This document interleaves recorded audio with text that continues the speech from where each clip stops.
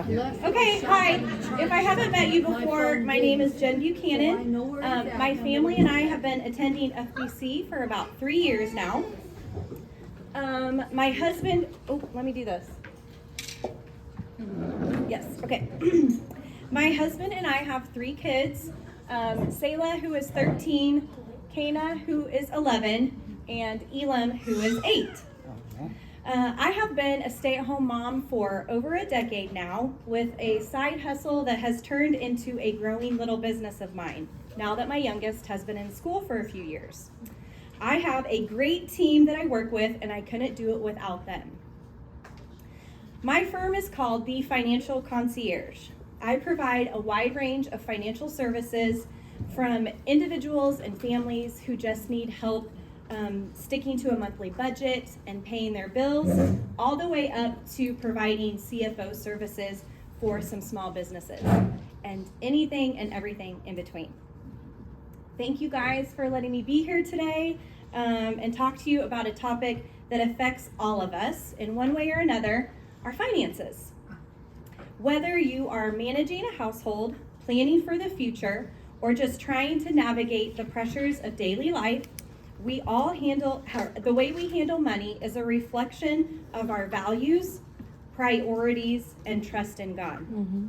So today I want to specifically talk to you about 2 key concepts: financial ownership versus financial stewardship, and what the Bible teaches us about these. We'll explore how we can shift our perspective from ownership to stewardship, and I'll offer some practical steps to help you apply these biblical principles in your everyday life. So let's start by understanding the difference between financial ownership and financial stewardship.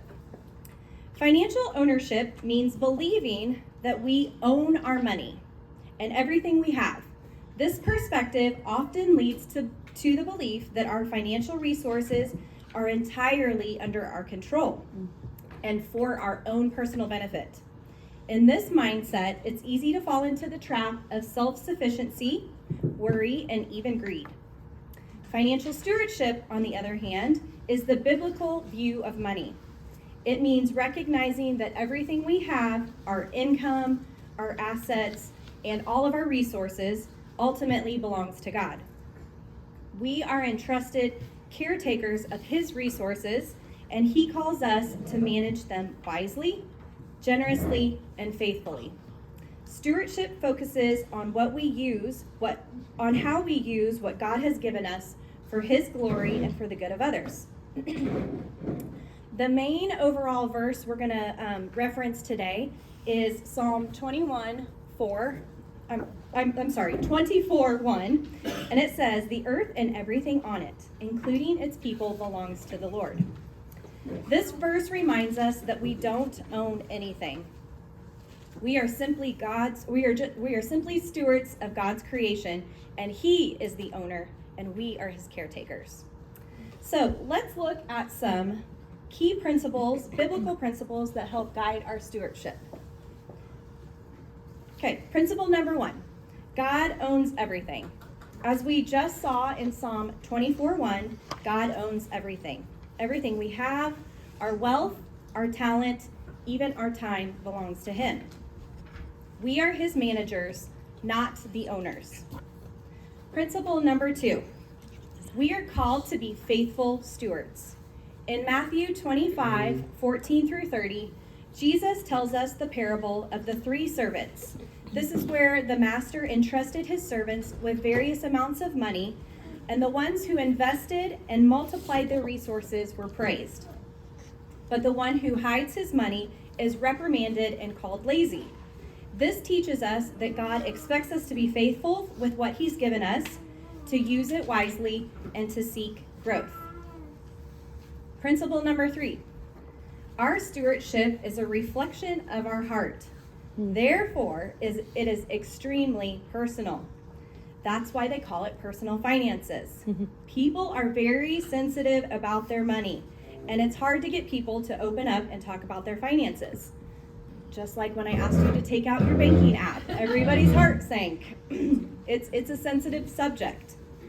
I don't know about you, but when I was growing up, I was never allowed to ask my parents how much money we had or ask any questions about finances.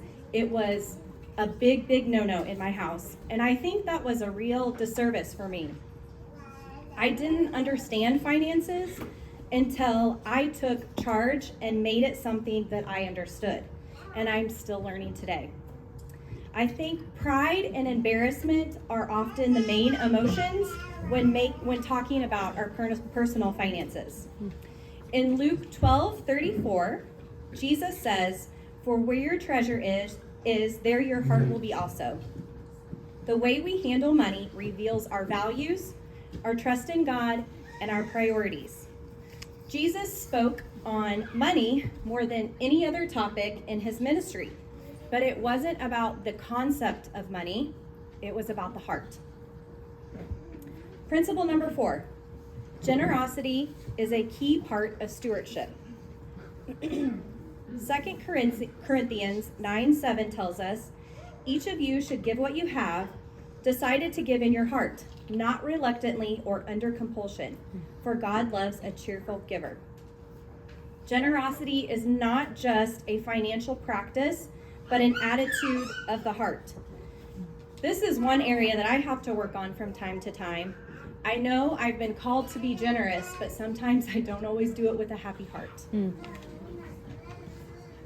Okay, now that we kind of understand some of the biblical principles, let's talk about practical steps we can take to practice financial stewardship. And let me first say, before we get into this, that personal finances are just that. They are personal. Each person is different. So there's not a one-size-fits-all method for everybody. Just like I have to parent Selah different than I parent Cana, different than I parent Elam, each of you are going to have different paths to your financial stewardship. But overall, number 1, the best way is to create a budget. Budgeting is one of the most basic and effective tools for managing finances. But let's start with the why of budgeting. Budgeting provides a roadmap or directions for your finances. So how many of you use a map when you're driving to get somewhere you already know where you're going? Like, well, no. I use Waze. I'm like, I need to know where the cops are at. I use Waze to get me, even if I know where I'm going, I use a map. So a budget is like that. It gives you direction for your finances, and it gives you a little warnings along the way when you need them. So you need to start by setting goals in your budget. How much do you want to save, and how much do you want to spend each month? Goals help you feel confident in your spending and give you the willpower to stick it out in order to reach your goals. Then you start tracking your income and expenses. And then you ask yourself, is this spending in line with God's calling for me? And what are some ways I can be more disciplined in my spending? I use this spreadsheet. I think everybody has it at their table. For my clients, if you guys want to take a look at it.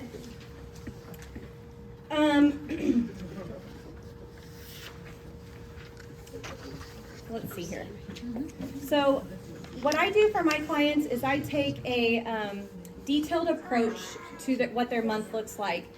We go through all of their accounts, we put them all into this spreadsheet, and we see what they actually spent versus what we have already set a goal for and set for a budget for that month.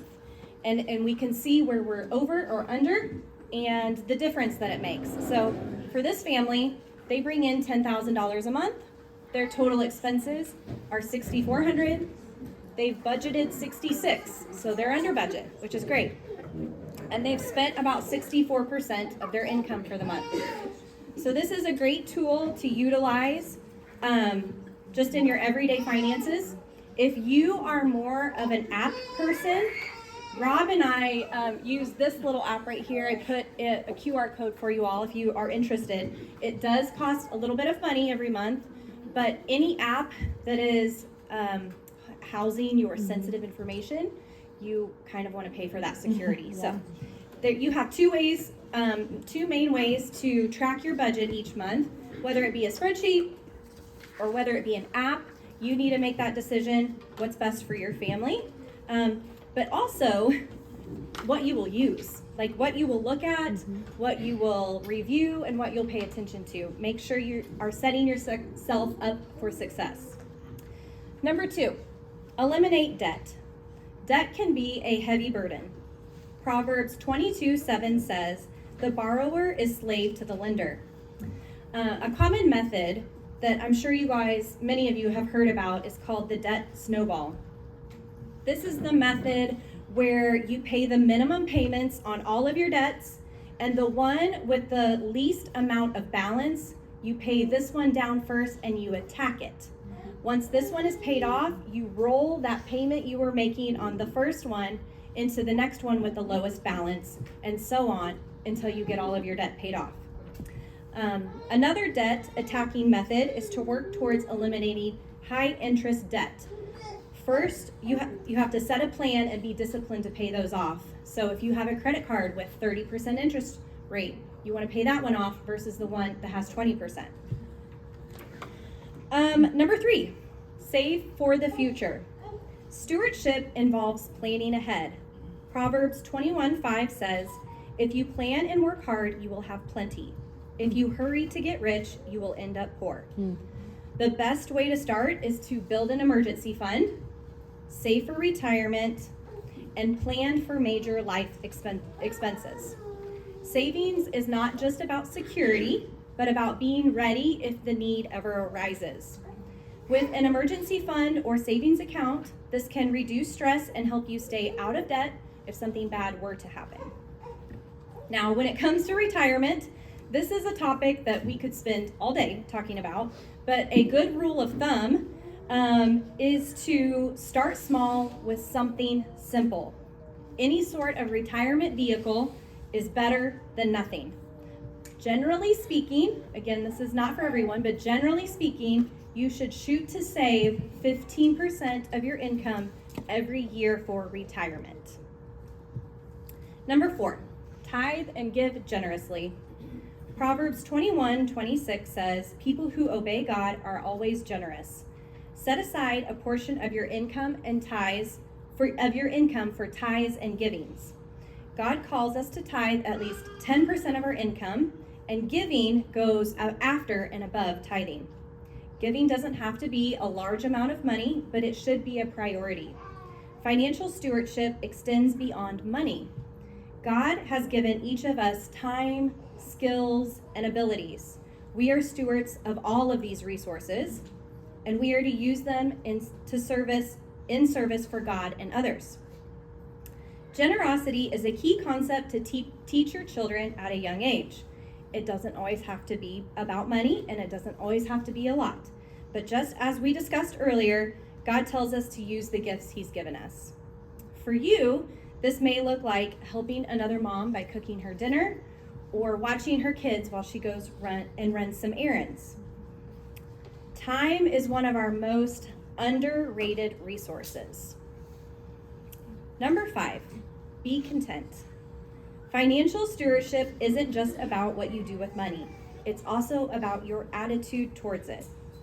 In Philippians 4:11-13, Paul says, "I am not complaining about having too little. I have learned to be satisfied with whatever I have. I know what it is to be poor or to have plenty, and I have lived under all kinds of conditions. I know what it means to be full or to be hungry, or to have too much or too little. Christ gives me strength to face anything." Philippians 4:13 is a verse that we often hear quoted when someone is facing a struggle or a hard time. But how often do you really sit down and realize that Paul was talking about contentment, about being content, and that we should be content in all things through Christ? This teaches us to be content in all circumstances. Avoid the traps of comparison and materialism, and learn to be grateful for what you have. I know that's easier said than done, though. And I'm going to say something unpopular, but one of the biggest traps of discontentment in our day and age is comparison. Social media. So be aware of social media. Number 6, seek accountability. Financial decisions are often personal, but that doesn't mean we should make them alone. Proverbs 15:22 says, "Without good advice, everything goes wrong. It takes careful planning for things to go right." Seek wise counsel from a trusted friend, mentor, or financial advisor. Being accountable to someone can help you stay on track and make better decisions. Just like going to the gym this week. I needed a little push and some accountability to get me towards my goals. All right. And finally, why does stewardship matter? Well, it reflects our relationship with God. How we handle our finances shows whether we trust God to provide for our needs. It's a practical way of worshiping God and showing that He is our provider. It also helps us live with purpose. Financial stewardship brings clarity.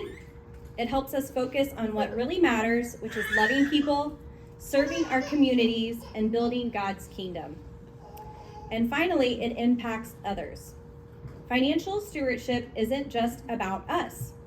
It's about being in a position to bless others, to support ministries, and to give generously to those in need. When we are good stewards of our finances, we can make a greater impact on the world. And as I wrap up today, I want to encourage each of you to think about how you can shift from a mindset of ownership to stewardship in your financial life. Remember, God has entrusted you with resources not to hoard, but to manage and use wisely for His glory. Whether it's through budgeting, savings, giving, or simply being content, every action you take is an opportunity to honor God with your finances. Let's commit to being faithful stewards of the resources He has blessed us with, trusting that as we do, He will provide for us and use it to bless others. You all have some discussion questions at your table. I would love for you to take some time and discuss these with each other. Before I leave, I want to leave you with this last thought. Financial stewardship is not a burden. It's a blessing. When we see our resources as gifts from God, we are freed from the pressure of ownership and empowered to use them for His kingdom. Let's all commit to embrace the calling to be faithful stewards and trust that He will guide and provide every step of the way. Thank you, guys. If you have any questions, hunt me down later.